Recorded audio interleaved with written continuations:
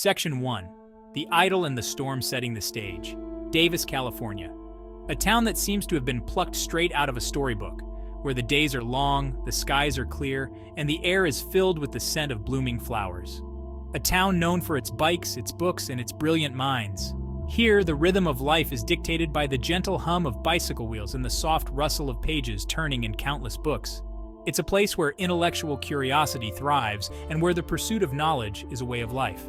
A place where life unfolds at a gentle pace, where neighbors become friends, and where the warmth of community spirit is palpable. In Davis, the bonds of friendship are strong, and the sense of belonging is deep. It's a town where people look out for one another, where a friendly smile or a helping hand is never far away. Nestled amidst the sprawling vineyards and sun-drenched fields, Davis exudes a tranquility that feels worlds away from the harsh realities of urban life. The countryside is a patchwork of green and gold, a testament to the town's agricultural roots and its close connection to the land.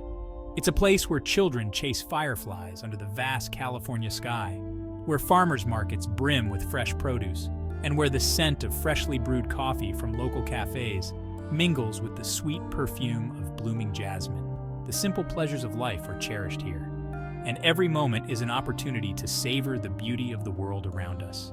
A place where one could easily imagine a long, peaceful life.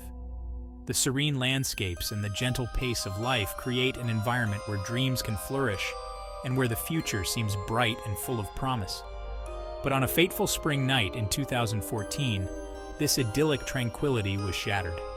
The stars that once seemed to shine so brightly over Davis were obscured by a darkness that no one could have anticipated. The darkness that descended upon Davis was not the comforting embrace of nightfall, but the chilling grip of fear.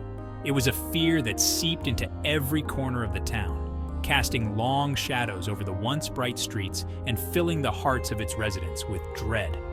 A heinous crime, as brutal as it was inexplicable, sent shockwaves through the community, leaving an indelible scar on its soul. The streets that were once filled with laughter and joy were now silent, haunted by the memory of what had happened. The victims, a beloved couple, brutally murdered in their own home. Their lives, once filled with love and happiness, were cut short in the most violent and senseless way imaginable. Their names, Oliver Northup and Claudia Maupin, were etched into the town's memory forever, their tragic fate a stark reminder that even in paradise, evil can lurk in the shadows. The community came together to honor their memory, to mourn their loss, and to try to make sense of the senseless. The idyllic facade of Davis cracked, revealing a chilling undercurrent of vulnerability. The town that once seemed so safe and secure was now a place where fear and uncertainty reigned. The very essence of security, the sanctity of one's home, had been violated, leaving the community grappling with a cocktail of emotions. The sense of safety that had once been taken for granted was now a distant memory, replaced by a pervasive sense of unease. Fear, grief, anger, and confusion swirled in the air, as palpable as the scent of almonds from the nearby orchards. The emotions were raw and intense, a reflection of the deep impact that the crime had on the community. The heart of Davis ached, mourning the loss of two cherished souls.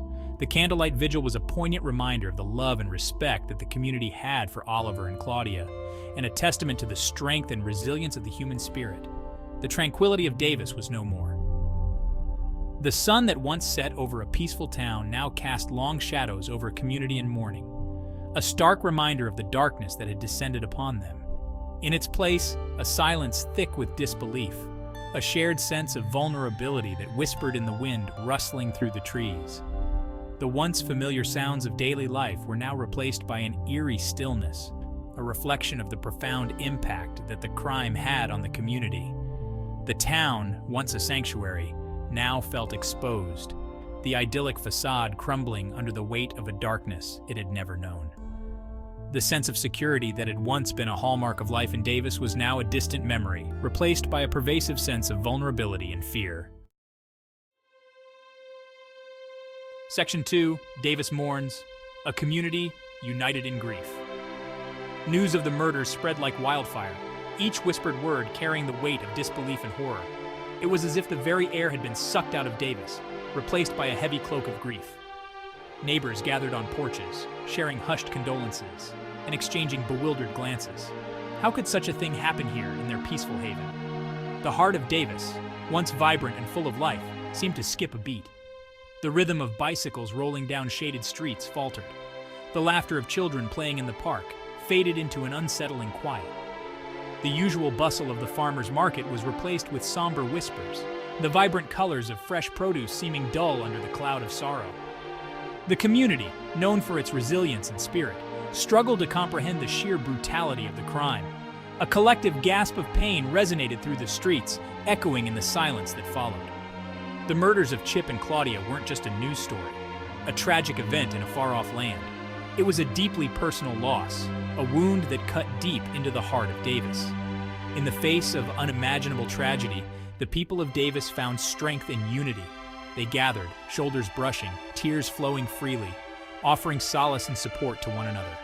They shared stories, memories, and the unspoken language of shared grief. The fabric of their community, though torn, began to mend, thread by thread, bound by the shared love for their town, and the memory of two souls lost too soon. Section 3. Pillars of the Community, Chip and Claudia's Legacy. Oliver Chip Northup and Claudia Maupin were more than just victims of a senseless crime. They were pillars of the Davis community, their lives a testament to kindness, generosity, and a deep-rooted love for their town. Their absence left a void, a silence that echoed through the streets they once walked, the lives they touched.